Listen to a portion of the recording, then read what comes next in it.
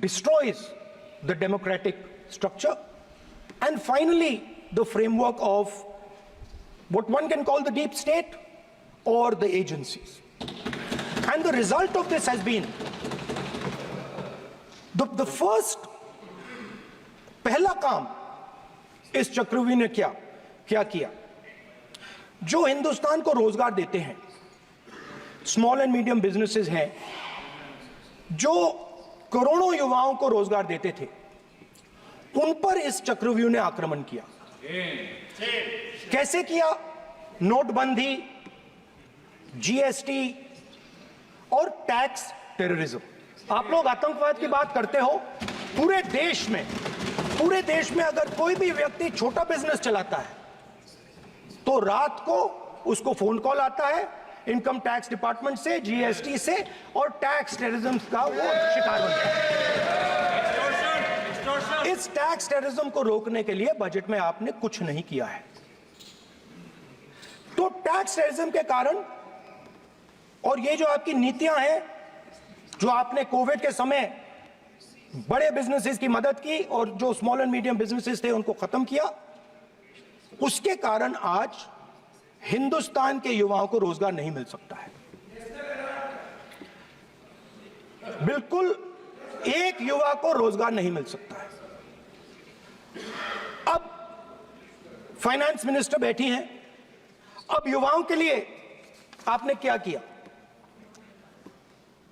Budget में आपने internship programme की बात करी और यह शायद एक मजाक है, क्योंकि आपने कहा कि ये इंटर्नशिप प्रोग्राम सिर्फ हिंदुस्तान की 500 सबसे बड़ी कंपनियों में होगा और 99% जो हमारे युवा हैं उनको इस इंटर्नशिप प्रोग्राम से कुछ लेना देना नहीं, कोई फायदा नहीं होने वाला है। तो आपने पहले टांग तोड़ दी और उसके ऊपर आप बैंडेड लगाने की कोशिश कर रहे हैं। मेन मुद्दा आज युवाओं का एग्जाम पेपर लीक है। जहां भी हम जाते हैं, आपने बेरोजगारी का चक्रव्यूह बना दिया इनके लिए, और जहां भी हम जाते हैं वो कहते हैं देखिए बेरोजगारी है मगर पेपर लीक भी होता है। तो आपने एक साइड पेपर लीक चक्रव्यूह, दूसरी साइड बेरोजगारी चक्रव्यूह। पेपर लीक मैं आपको बताता हूं 10 साल में 70 बार हुआ है। अगर आप जानना चाहते हैं, 10 साल में 70 बार हुआ है। तो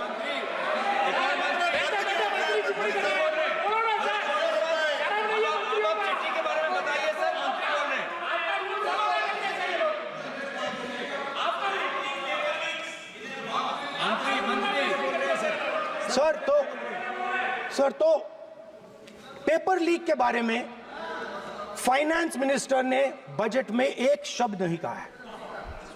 युवाओं के लिए पेपर लीक सबसे जरूरी मुद्दा है, उन्होंने एक शब्द नहीं कहा है पेपर लीक के बारे में। एक बार उन्होंने पेपर लीक नहीं कहा और उल्टा जो एजुकेशन बजट में पैसा देना चाहिए था वो आपने 20 साल में सबसे कम पैसा दिया है। 2.5% of budget is gone to education. Sir दूसरी तरफ आपने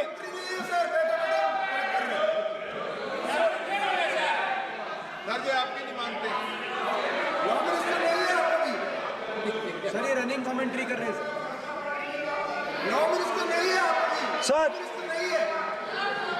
दूसरी तरफ पहली बार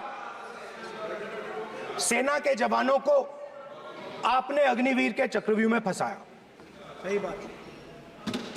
इस बजट में अग्निवीरों के पेंशन के लिए 1 रुपया नहीं है।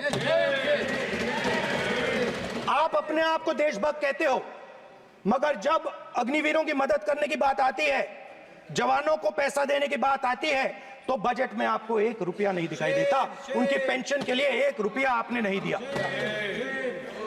तो उनको आपने अग्निवीर के चक्रव्यूह में फंसाया। उसके बाद सर जो अन्नदाता हैं वो चक्रव्यूह से निकलने के लिए, आपके चक्रव्यूह से निकलने के लिए जो आपने बनाया 3 काले कानून, जमीन अधिग्रहण बिल को आपने कमजोर किया, उनको आप सही दाम नहीं देते हो। इस चक्रव्यूह से निकलने के लिए उन्होंने आपसे सिर्फ एक चीज मांगी है, दो चीजें नहीं मांगी है, सिर्फ एक चीज मांगी है। उन्होंने कहा है कि हमें लीगल गारंटीड एमएसपी दे दो। आपने उनको बॉर्डर पे बंद कर दिया, रोक दिया, आज तक रोड बंद है। आप उनसे बात करने को तैयार नहीं है। वो यहां आए, मुझसे मिलने आए, आप उनको अंदर नहीं आने दे रहे थे। माननीय सदस्य, आप सदन में असत्य नहीं कहे। आप वो आप एक मिनट, हाँ चलिए, चलो,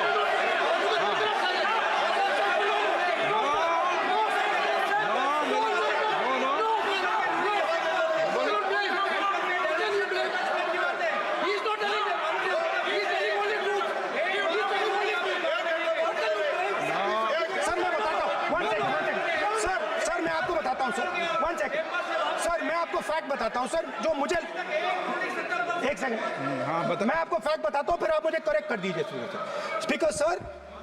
फार्मर्स का डेलीगेशन नहीं सर, मैं आपको फैक्ट बताता हूं। पर आपके माननीय सदस्यों को कह दें वो सदन पर आरोप नहीं लगाए। रिपोर्ट से बोलता हूं मैं, बिना रिपोर्ट के नहीं बोलता हूं। बोलिए बोलिए, उनको बोलने दीजिए, उनको बोलने दीजिए, उनको बोलने दीजिए, आप बोलने दीजिए उनको, बोले वो बोले, बताएं, वो बताएं, मैं बताऊंगा। Speaker sir one second, speaker sir मैं आपको बताता हूं जो जो जो मुझे मालूम है। स्पीकर सर मैं आपको बताता हूं, बैठिए। स्पीकर सर हुआ क्या, वहां पे सर मुझसे मिलने एक फार्मर का डेलीगेशन आया। मुझे बताया गया कि फार्मर के डेलीगेशन को अंदर नहीं आने देंगे। मैं उनसे मिलने जब गया तब उनको अंदर आने के दिया गया था। सर ये फैक्ट है सर। अब पता नहीं कोई मिसकम्युनिकेशन हुआ, वो अलग बात है, बट फैक्ट ये है कि जब मैं मीडिया के साथ वहां गया तब दरवाजे पार्लियामेंट के, संसद के उनके लिए खुले, उससे पहले वो बंद थे। ठीक है, और ये आप उनसे भी पूछ लीजिए sir. Please please, no please please, एक मिनट प्लीज। आपने विषय उठाया इसलिए मैं बोल रहा हूं। ऐसे तो सदन की व्यवस्थाओं पर सवाल नहीं उठाना चाहिए। किसको आने दें, एक मिनट प्लीज बैठिए, किसको आने दें, किसको अलाउ नहीं करने दें, ये स्पीकर का जुडिक्शन होता है। नंबर एक, जब ये सूचना आई आप मिले, उनसे अंदर मिले, लेकिन उसमें एक सदन की मर्यादा का उल्लंघन हुआ कि कभी भी सदन में माननीय सदस्य के अलावा दूसरा कोई व्यक्ति बाइट नहीं दे सकता। और हाँ, और आपकी मौजूदगी में उन्होंने बाइट दी, ये क्लियर करना चाहता हूँ। सर ये टेक्निकलिटी है सर, ये मुझे मालूम नहीं थी। कोई बात नहीं, बट सर प्लीज नो। माननीय आप मत बोलिए, आपके नेता बोल रहे हैं। तो स्पीकर सर, महिला आरक्षण आया था तो ये आपको बेटे बेटे कमेंट्री सर, हम करने का चाहते अधिकार थे। नहीं है। माननीय प्रतिपक्ष के नेता आपके बेटे बेटे सदस्य कमेंट्री कर रहे हैं, फिर वो कहते हैं कि लोग क्यों कमेंट्री कर रहे हैं। सर हम चाहते थे, हमारा एक्सपेक्टेशन था कि जो अन्नदाता है, जो सरकार से सिर्फ एक चीज मांग रहा है, लीगल गारंटीड एमएसपी, हमें लगता था कि ये कोई बड़ा काम नहीं है सर, ये इतना बड़ा काम नहीं है। हमें लगता था कि अगर सरकार बजट में इसका प्रोविजन कर देती, अगर बजट में इसका प्रोविजन कर देती, तो जो हमारे किसान हैं जो चक्रव्यूह में, आपके चक्रव्यूह में फंसे हैं, वो निकल पाते। ये हमारी थिंकिंग थी, मगर आपने नहीं किया। तो मैं यहां इंडिया गठबंधन के तरफ से गारंटी देता हूं कि हम ये काम करके दिखा देंगे। जो आपने अपने बजट में नहीं किया, वो मैं हिंदुस्तान के सब किसानों से कहना चाहता हूं, गारंटीड लीगल एमएसपी हम इस सदन में पास करके आपको देंगे। स्पीकर सर, जो मिडिल क्लास है सर, वो प्रधानमंत्री को, अच्छी बात बोलो,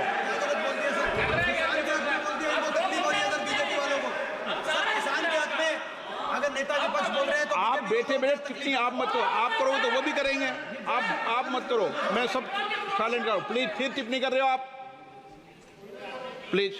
माननीय सर मिडिल क्लास जो है वो शायद इस बजट से पहले प्रधानमंत्री को सपोर्ट करता था। जब प्रधानमंत्री ने कोविड के समय उनसे थाली बजवाई थी तो उन्होंने दबाकर थाली बजाई, धड़ धड़ धड़ धड़ धड़ थाली बजा बजाई। हमें अजीब लगा, मगर प्रधानमंत्री ने मिडिल क्लास को ऑर्डर दिया तो मिडिल क्लास ने थाली बजाई। उसके बाद प्रधानमंत्री ने उसी मिडिल क्लास से कहा मोबाइल फोन की लाइट जलाओ, और मोबाइल फोन की लाइट जली।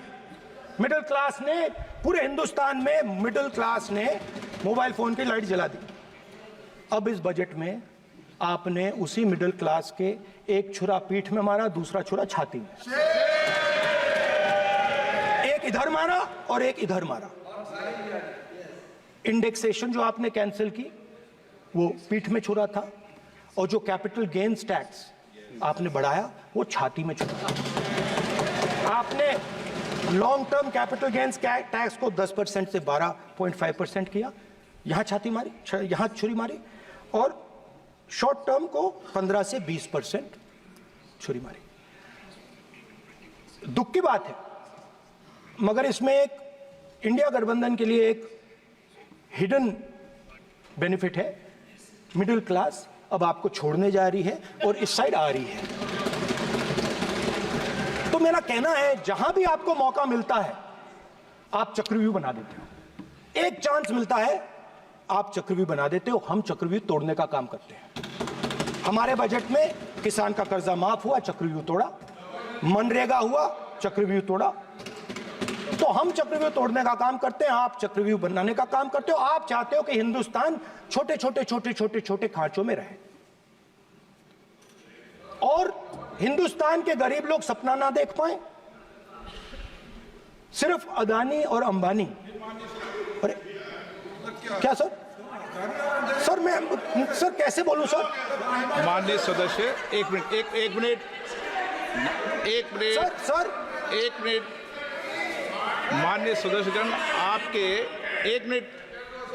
आपके उपनेता मुझे लिखित में पत्र देके गए हैं कि कोई भी माननीय सदस्य जो इस सदन का सदस्य नहीं उसके बारे में टिप्पणी ना करें। लिखित में देखे गए, इसलिए आपको। स्पीकर सर आप बैठ जाइए। स्पीकर सर, तो अगर सर मैं आपसे सवाल पूछना चाहता हूं। मेरे से सवाल मत नहीं पूछ सकते आप। Sorry sir. सर तो सर मैं फिर मैं सर 3 और 4 कह देता हूं उनको। 3 और 4 ठीक है सर? अब नाम नहीं ले सकता तो कुछ तो कहना पड़ेगा सर। 3 और 4 कह देता हूं, कोई और नंबर आपके देना। माननीय सदस्य को बता दें क्यों लिख के चिट्ठी गए मुझे। सर, हरियाणा के पूर्व मुख्यमंत्री पर जब इस प्रकार के आक्रमण करते हैं, हरियाणा के पूर्व मुख्यमंत्री के संदर्भ पर हमको आपने चिट्ठी भेजी। एक पूर्व मुख्यमंत्री को आप 2 उद्योगपति से जोड़ना चाहते हैं, एक किसान नेता जो हरियाणा के, आज उन पर जब आपको अलाउ किया है उद्योगपति के साथ जोड़ना चाहते हैं। ये है सदन की मर्यादा। हरियाणा के आप ये चिट्ठी मुझे लिख के गए हैं, उसकी मर्यादा का ये आपको बोलने नहीं दे रहे, ये आपको बोलने दे रहे। आपसे मेरी ये अपेक्षा है आपसे। आप सदन, एक मिनट प्लीज। आप सदन के नेता, सदन के आप प्रतिपक्ष के नेता हैं।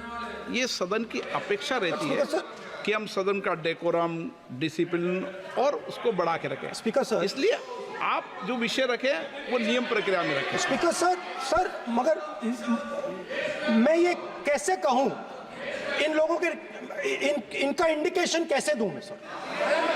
आप मुझे बता दीजिए सर, कोई दूसरा तरीका हो सर, नाम नहीं लेने हो तो कोई और तरीका दे दीजिए सर।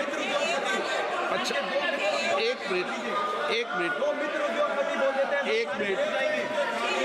आप ज्ञान मत बांटो उनको, वो ज्ञानी है। सर A1 A2 चलेगा सर, A1 A2। माननीय प्रतिपक्ष के नेता, मैं आपसे फिर अपेक्षा कर रहा हूं कि आप कम से कम नियम प्रक्रियाओं की पालना करेंगे। सदन में आप अब प्रतिपक्ष के नेता हैं, ये अपेक्षा। Sir PM is speaking, Home Minister speaking, you are not telling this. You are only advising LOP, sir. How can it be? How can it be, sir? How can it be? आप duty होना चाहिए sir, आप duty होना चाहिए, आप duty होना चाहिए sir. वाला। स्पीकर सर, मैं तो सबसे ये अपेक्षा, आप बैठ जाइए। आप किसने कहा? प्लीज बैठिए। पॉइंट ऑफ ऑर्डर जानते हो? पॉइंट ऑफ ऑर्डर क्या होता है? प्लीज बैठो। तुम्हारे नेता बोल रहे हैं point of order, please. Speaker sir, एक मिनट प्लीज, बैठिए। एक स्पीकर सर, सर ये जो लोग, ये दो लोग हैं सर, ये हिंदुस्तान के इंफ्रास्ट्रक्चर को, बिजनेस को कंट्रोल करते हैं सर। इनके पास एयरपोर्ट है, टेलीकॉम का सिस्टम है, अब पोर्ट्स हैं, अब रेलवेज में जा रहे हैं। सर, हमें इतना बड़ा कॉन्ट्रैक्ट दिया, वो भी बोल दो। सर इनके पास, राजस्थान वाला भी बोलो। सर इनके पास हिंदुस्तान का पूरा धन का मोनोपोली है सर।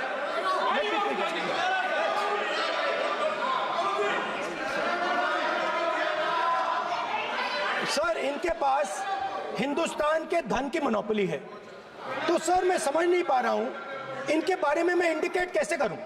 इनके बारे में बोलना तो पड़ेगा सर। अगर आप हमें कहो कि इन दोनों के बारे में आप बोल ही नहीं सकते तो वो तो हमारे लिए एक्सेप्टेबल ही नहीं है सर। हमें तो बोलना है। अब आप चाहते हो कि नाम ना ले तो कोई और सिस्टम दे दीजिए हमें। आपको संसदीय कार्य मंत्री जी, please please. No, I'm not giving. I'm not yielding. I'm not yielding. I'm not yielding. I'm not yielding. Sit down. I'm not yielding. I'm not yielding. Sit down. I'm not yielding. प्रधानमंत्री को I'm not yielding. Rajya Sabha में बोला गया, लोकसभा में बोला गया। I'm not yielding. Sit down. आप I'm not Lok Sabha yielding. बातें करते हैं, पार्लियामेंट्री प्रोसीडिंग्स का रूल नहीं मानते हैं आप, स्पीकर को चैलेंज करते हैं आप। आपको नियम मालूम नहीं है। इस सदन का सदस्य होने के नाते नियम जानना जरूरी है। नेता प्रतिपक्ष को सदन का नियम के बारे में पता नहीं है, ये बहुत दुख की बात है। हम लोग जो भी इस सदन का सदस्य है नियम से चलता है। लोकसभा स्पीकर को चैलेंज करके आज सदन के नेता प्रतिपक्ष ने इस गरिमा को गिराया है। ऐसे नहीं चलता है। देश नियम से चलता है, सदन नियम से चलता है, संविधान से चलता है। ऐसे नहीं होता है।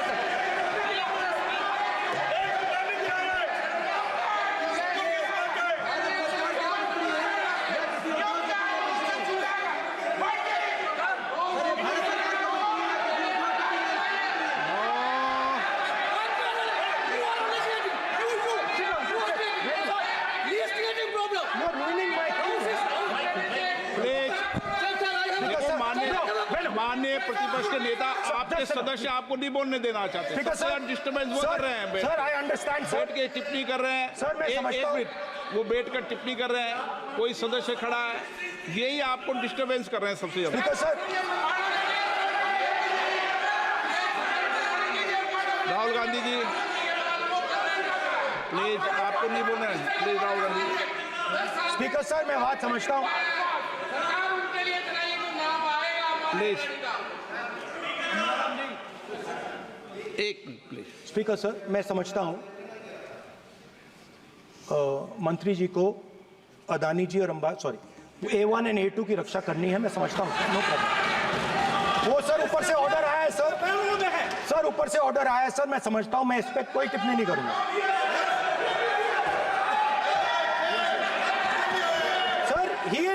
Sir, he is permitted. Sir, he is permitted to defend them, sir. It is a democracy, sir. He can defend them. We allow him to defend them, ऐसा sir. होता है क्या? A1 and A2, sir. Please आपके Happily, सदस्य, sir. मान्य आपके सदस्य आज बैठे बैठे बहुत टिप्पणी कर रहे हैं और उठ रहे हैं। सबसे ज्यादा आप उठ रहे हैं, सबसे ज्यादा टिप्पणी आप कर रहे हैं। कोई नियोजित तरीके से आए हैं क्या आप? नो माननीय। So we are happy, sir. If the minister is protecting A1 and A2, sir, it helps us only, sir. No problem. We like it, sir. Please do it again, sir. Please do it again. Sir, I give you the space. मैं तो एक व्यवस्था का बात करना था, फिर शुरू हो गया। मैं संसदीय कार्य मंत्री जी, व्यवस्था तहत मैं सिर्फ जो परिस्थिति बने उसमें कहने के लिए मैं खड़ा हुआ। उन्होंने बोला मैं यील्ड नहीं किया। ये नियम होता है। अगर सर अगर समय हम मांगते हैं तो यील्ड करना, एक मिनट, वो यील्ड करना एक परंपरा है। No, no, no. No, there's no परंपरा। वो बिल्कुल You don't yield नहीं yield. करेंगे बोलते The हैं। Prime Minister does not yield. मैंने व्यवस्था तहत सर उन्होंने तो व्यवस्था का प्रश्न उठाया। सर, एक राहुल जी, एक मिनट, स्पीकर सर, एक मिनट, स्पीकर सर, मैं स्पीकर का परमिशन से खड़ा हुआ था। बिल्कुल सही बोला। आपने कहा मैं yield मैंने नहीं कर yield रहा नहीं हूं। किया। मैंने जबरदस्ती नहीं बोला। आप बोल रहे हो। मैं स्पीकर साहब से परमिशन लिया। आप बोल रहे हो स्पीकर सर। साहब ने आप मेरा नाम लिया। जबरदस्ती बोल रहे हो। आपने yield नहीं किया, तभी मुझे लगा कि मुझे कहना चाहिए कि आप प्रधानमंत्री जी को पूरा भाषण तक आपने डिस्टर्ब किया, बोलने नहीं दिया। आज हम आपको yield मांग रहे हैं, 10 सेकंड टाइम आप बोल रहे हैं कि हम yield नहीं करेंगे। ये कौन सा परंपरा है? मैं जबरदस्ती नहीं बोल रहा हूँ, मैं तो नियम के तहत बोल रहा हूँ और स्पीकर का परमिशन से खड़ा हुआ हूँ। ये एक परंपरा होता है, एक दूसरे का इज्जत देना होता है, इतना तो कर्टसी होना होता है। Rahul ji, Sir, I will respond to that, sir. Sir, if when we raise our hand and ask for the Prime Minister and the ministers to yield, they yield, we will yield every time. Yes. The moment you yield, I guarantee you we will yield. In fact, I am ready, Speaker, sir. I am ready.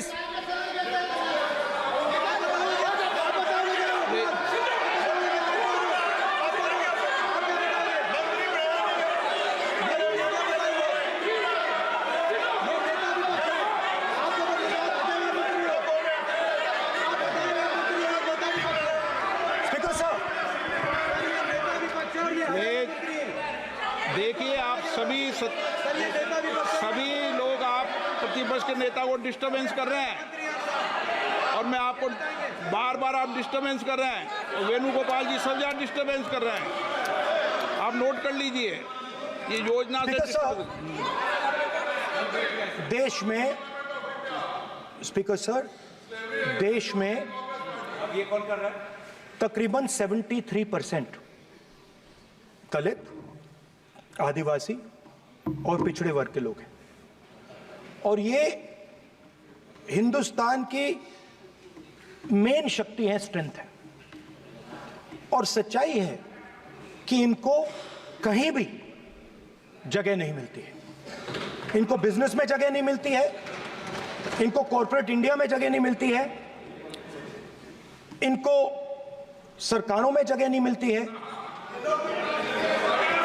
ये देखिए sir, please ये देखिए sir, ये photo देखिए sir. एक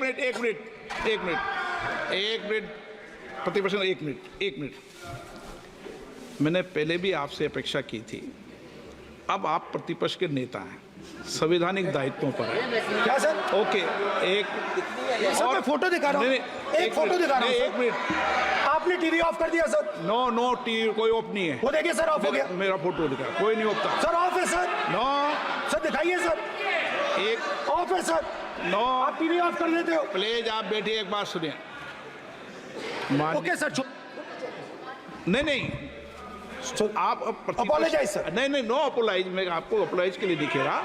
आप प्रतिपक्ष के नेता है तो मेरी ये अपेक्षा रहती है कि सर ये देखिए सर, बंद होगी। आप सदन की मर्यादा को रखें। सर जब भी मैं उसको हटाना चाहता हूं मुझे ये करना है सर, वो देखो आगे।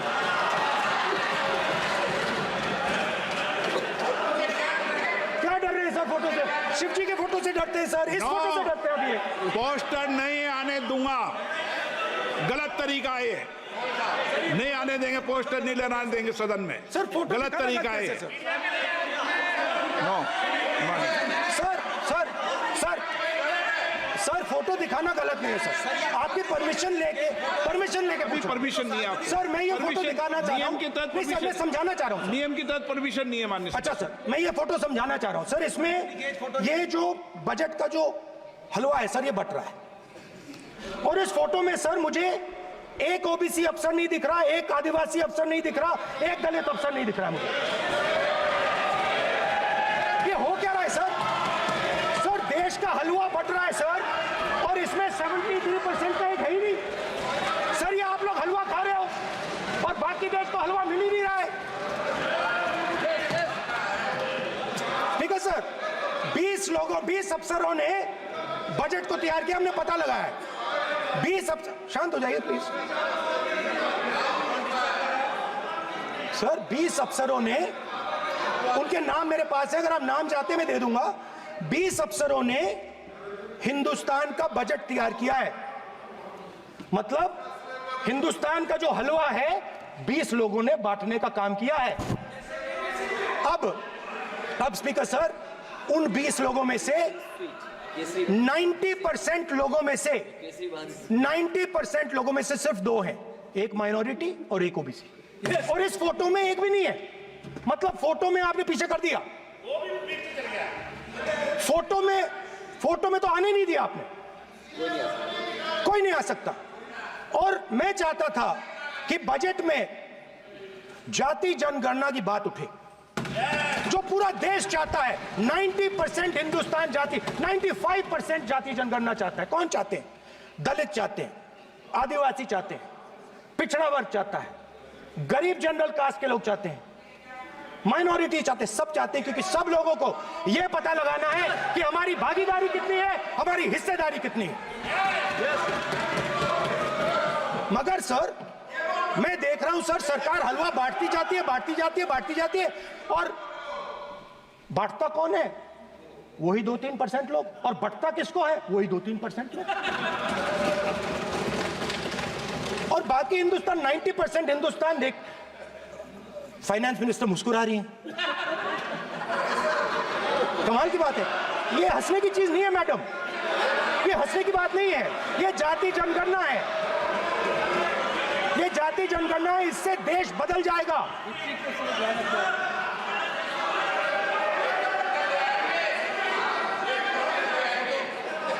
सर आपको सर ये जो सर जो पद्मव्यूह वाले हैं, उसको चक्रव्यूह को पद्मव्यूह भी कहा जाता है। सर जो पद्मव्यूह वाले हैं, इनको गलतफहमी है। ये सोचते हैं कि देश के युवा, देश के पिछड़े लोग अभिमन्यु हैं। देश के पिछड़े लोग अभिमन्यु नहीं है, अर्जुन है। और वो जो आपका चक्रव्यूह है, उसको फोड़ के फेंक देंगे, फेंकने वाले हैं। पहला कदम इंडिया गठबंधन ने ले लिया, पहला कदम इंडिया गठबंधन ने ले लिया। आपके प्रधानमंत्री की कॉन्फिडेंस को हमने उड़ा दिया। मतलब आपके प्रधानमंत्री भाषण में आ ही नहीं पा रहे। और मैं आपको एडवांस में बता देता हूं, मेरे भाषण में कभी नहीं आएंगे सर। अरे सर, इसमें क्या गलती है सर? एक बात बताइए,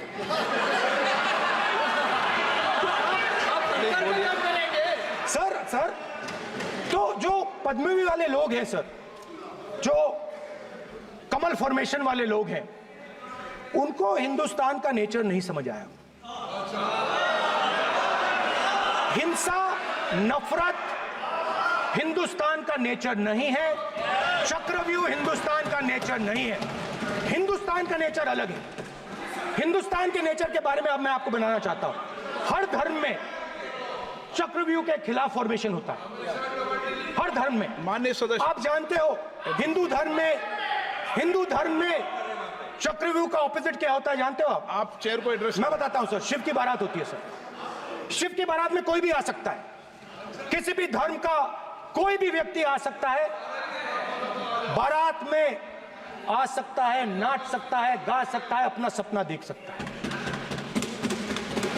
सर गुरु नानक जी, सिखों की बात करी जाए तो सेवा करने से किसी को नहीं रोका जा सकता है, लंगर से किसी को बाहर नहीं फेंका जा सकता है।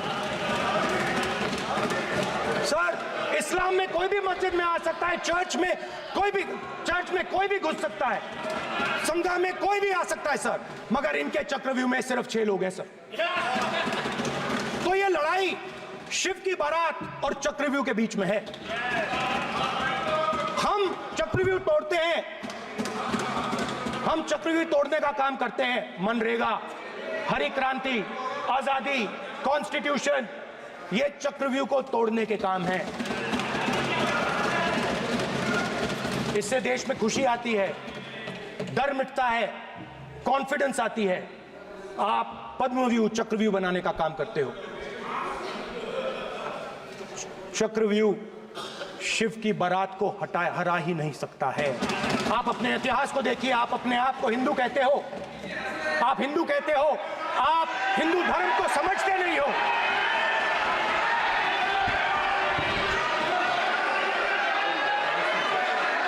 आप चक्रव्यूह बनाने वाले लोग हो। आपका Hindu bogus bogus. Speaker sir, तो अंत में मैं ये कहना चाहता हूं, अब शांत हो जाए, खत्म कर रहा हूं सर, घबराइए मत, डरो मत, डरो मत। स्पीकर सर, सर कुछ महीने पहले सर, मैं जो आपने चक्रव्यूह, स्पीकर सर, जो चक्रव्यूह बनाए गए हैं, नहीं कोई अपमान नहीं किया, मैंने कोई अपमान नहीं किया, मैं कर नहीं सकता कभी, जिंदगी भर मरने तक मैं अपमान नहीं कर सकता। क्या बात कर रहे हो आप, क्या बात कर रहे हो सर? तो आपने ये छोटे छोटे चक्रव्यूह बना रखे हैं, मैं इनको समझने की कोशिश करता हूं अपने छोटे से तरीके से। कुछ महीने पहले मैं 6-7 घंटे बढ़इयों के साथ काम किया। वहां विश्वकर्मा जी थे, उनसे मैंने एक सवाल पूछा। मैंने उनसे कहा कि आपको किस चीज से दुख होता है, किस चीज से आपको दर्द होता है? उन्होंने मुझे कहा, राहुल बात सुनिए, आपको समझ आ जाएगी, बात सुनिए, समझिए। सर इंटरप्ट कर रहे हैं सर, अब बोलिए, देखिए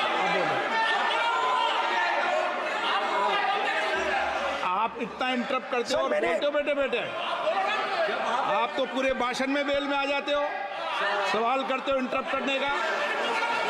स्पीकर सर, तो मैंने विश्वकर्मा जी से पूछा कि आप यहां सालों से बढ़ाई का काम कर रहे हो, आप सालों काम पूरे देश में, अगर आप देखोगे मिलेंगे, ढूंढो, आपको अपने घर में नहीं मिलेंगे, पूरे देश में मिलेंगे, ढूंढो आप जाके। उनका जवाब दीजिए। तो मैंने उनसे पूछा, विश्वकर्मा जी आपको दर्द किस बात का होता है, दुख किस बात का होता है? तो उन्होंने कहा, राहुल मैं ये टेबल बना रहा हूं, मगर राहुल जी कहा, राहुल जी अब कहा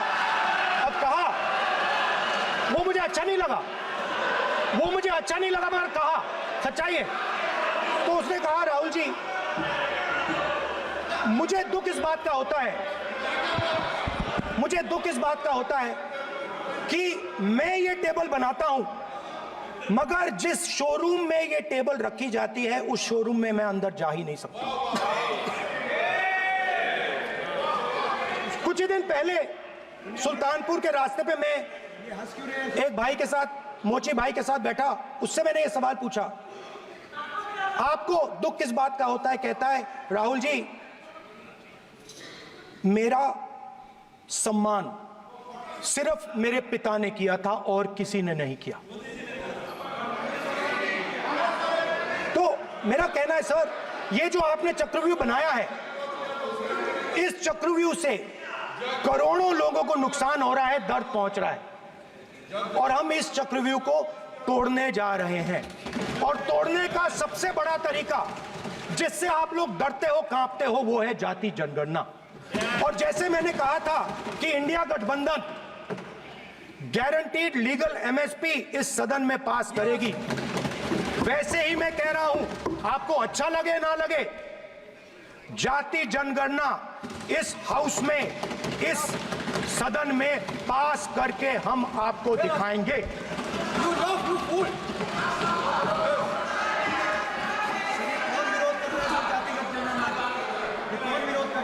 क्यों बेटे बेटे टिप्पणी कर रहे हो आप?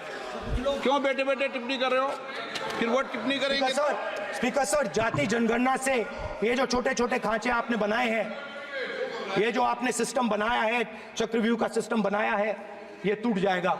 और इसके लिए हम पूरा दम लगा के, पूरा इंडिया गठबंधन दम लगा के ये काम करेगा। धन्यवाद, जय हिंद।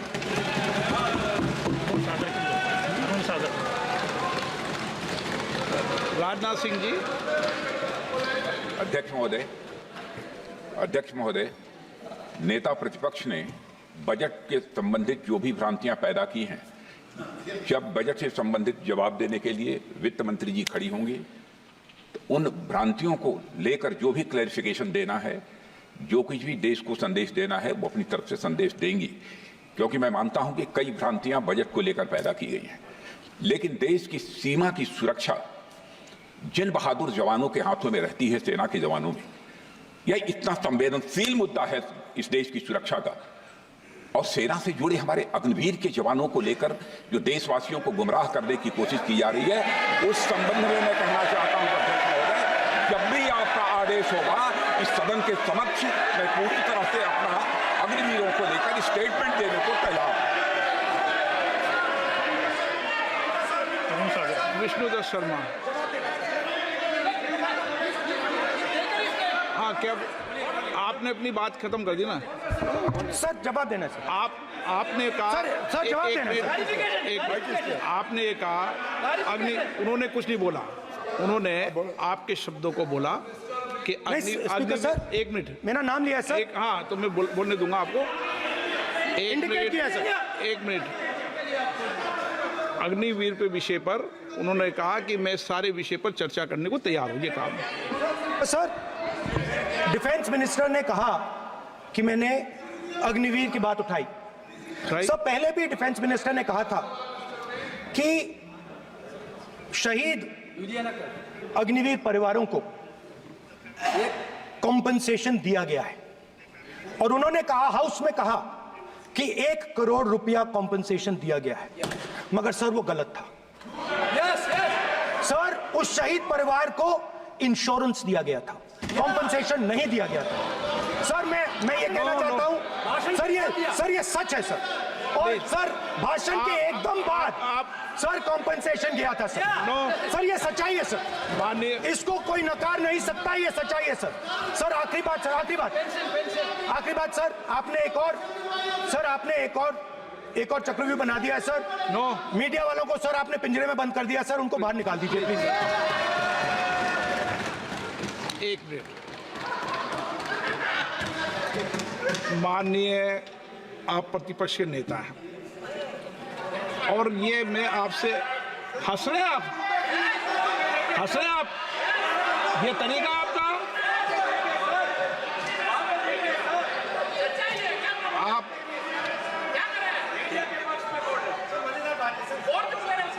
बैठे बैठे टिप्पणी नहीं करें।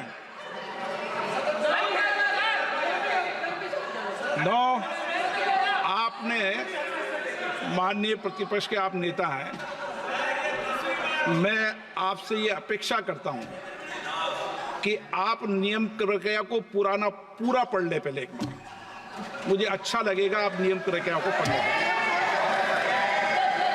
कभी भी सदन के मामले के अंदर कभी भी कोई माननीय सदस्य टिप्पणी नहीं कर सकता, यह व्यवस्था अध्यक्ष की होती है, ठीक है ना? ये अध्यक्ष व्यवस्था है। हाँ बोलिए, आप मुझसे तो बोलिए ना। एक सेकंड। हाँ सर बेचारे, हाँ सर बेचारे, सर मीडिया वाले हैं सर। बेचारे नहीं है वे, बेचारे शब्द बोलो उनके लिए। सर नॉन बेचारे मीडिया वाले हैं सर। नो बेचारे नहीं, नॉन बेचारे सर, नॉट बेचारे मीडिया वाले हैं सर। हाँ सर नॉट बेचारे। एक मिनट, आप मैं बैठा हूँ ना, वह आप आसन पे बात कर रहे हो तो आसन को बात करने दो। नो मैं बताऊँ सर, नॉट बेचारे मीडिया वालों ने कहा है सर कि प्लीज, उन्होंने मुझसे कहा है कि आपसे हाथ जोड़कर कहें कि उनको निकलने दें, क्योंकि वो बड़े डिस्टर्बेंस है। एक मिनट प्लीज, एक मिनट। सदन के नेता हैं आप, प्लीज आपको बैठे बैठे बोलने की टिप्पणी की। सदन के बैठे बैठे टिप्पणी मत कीजिए आप, प्लीज। सदन के अंदर मैंने पहले भी कहा कि आप नियम प्रक्रिया को पूरा अध्ययन कर लें। सदन की किसी भी व्यवस्था के मामले के अंदर आप प्रतिपक्ष के नेता हैं, आप मुझे चेंबर में आके मिले, कोई परेशानी हो, किसी को अलाउ नहीं किया हो, कोई बात हो तो हमें बताएं, ठीक है ना? लेकिन सदन की, आप अब बैठ जाइए, सदन के अंदर सदन की व्यवस्थाओं पर प्रश्न नहीं उठाएं। ये आपसे अपेक्षा मेरी। प्लीज, नो, हो गया, ठीक। विष्णुदत्त शर्मा, आप बैठ जाइए। विष्णुदत्त शर्मा। माननीय अध्यक्ष महोदय, मैं आपका हृदय से आभार करता हूं कि आपने मुझे बजट 2024 के इस सदन में बोलने का अवसर दिया है। आज पूरा देश गौरवान्वित है कि भारत के संसदीय लोकतंत्र में लगातार तीसरी बार भारत के प्रधानमंत्री के तौर पर किसी ने शपथ ली तो भारत के प्रधानमंत्री नरेंद्र मोदी जी ने इस देश के अंदर शपथ ली है। मैं इस सदी के राष्ट्र नायक प्रधानमंत्री नरेंद्र मोदी जी को और हमारी वित्त मंत्री श्रीमती निर्मला सीतारमण जी को इस अभूतपूर्व ऐतिहासिक बजट के लिए हार्दिक बधाई और उन्हें धन्यवाद देता हूं। ये जो बजट प्रस्तुत हुआ है माननीय अध्यक्ष जी, ये विकसित भारत के 2047 के विकसित भारत के संकल्प को पूरा करने का बजट है। अब ये बात अलग है कि मैं अभी इस सदन का माहौल देख रहा था और मुझे उसके बाद बोलने का अवसर मिला है कि देश का विपक्ष केवल नकारात्मक, झूठ और छल कपट की राजनीति इस देश के अंदर करना चाहता है।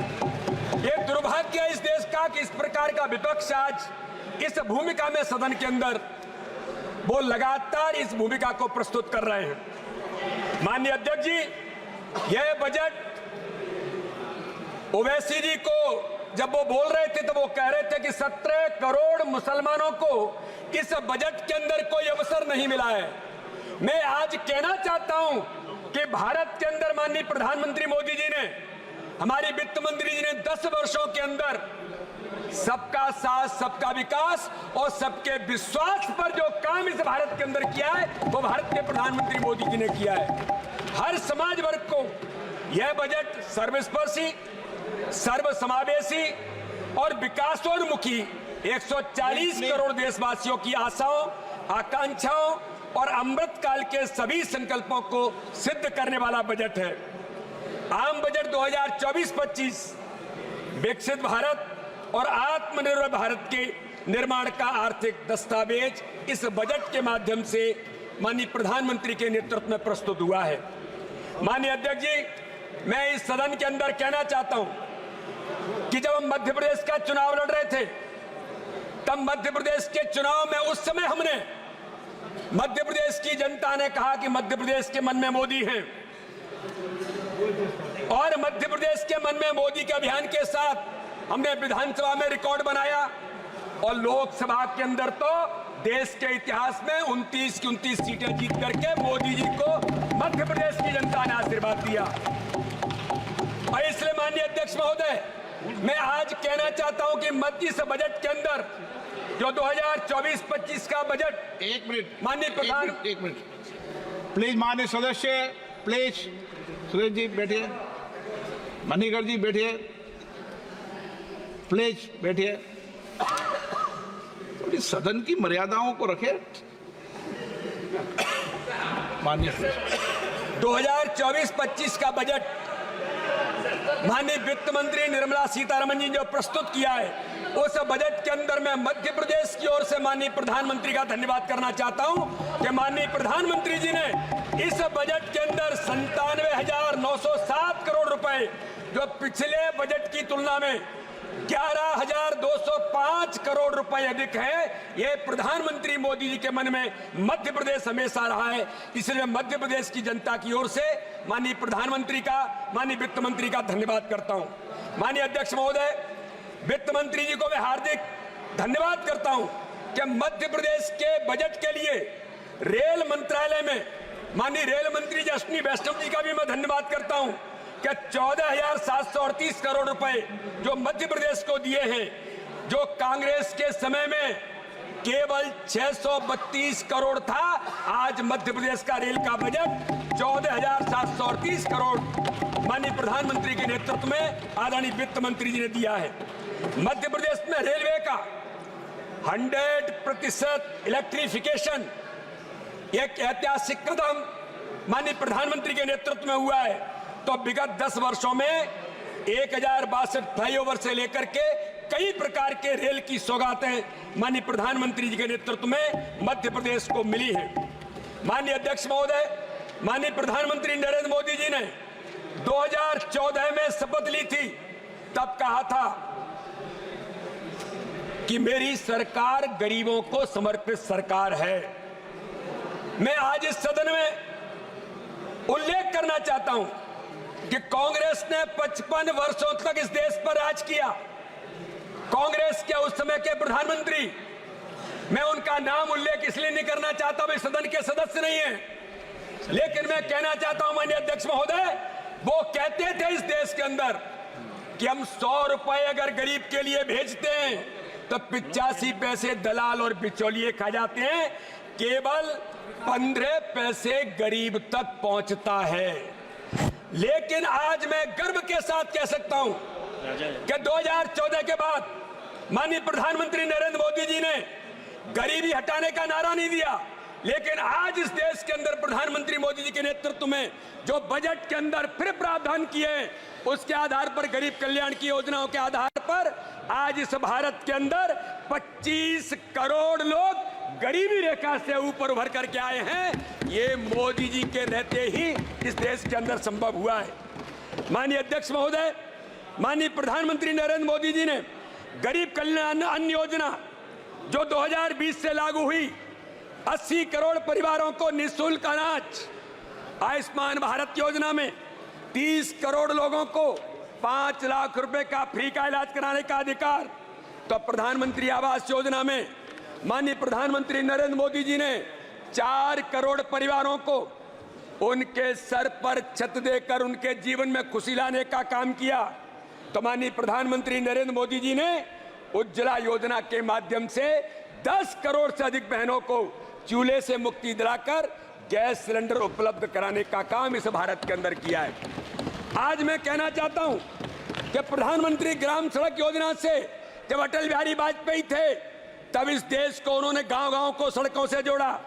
तो आज माननीय प्रधानमंत्री नरेंद्र मोदी जी ने इस देश के अंदर एक एक गांव को सड़कों से जोड़कर इस बजट के अंदर जो प्रावधान किया है, मैं आज आपको कहना चाहता हूं कि 25,000 ग्रामीण बस्तियों में कोई बस्ती अगर बची है जो जिसकी रोड कनेक्टिविटी नहीं है, आज इस बजट के अंदर मैं प्रधानमंत्री का धन्यवाद करता हूं और माननीय वित्त मंत्री जी का कि उन बस्तियों से संपर्क की योजना में 25,000 सड़कों गांव तक और गांव की बस्तियों तक उन सड़कों के निर्माण का महत्वपूर्ण इस बजट के अंदर योगदान देश के अंदर माननीय प्रधानमंत्री के नेतृत्व में हुआ है।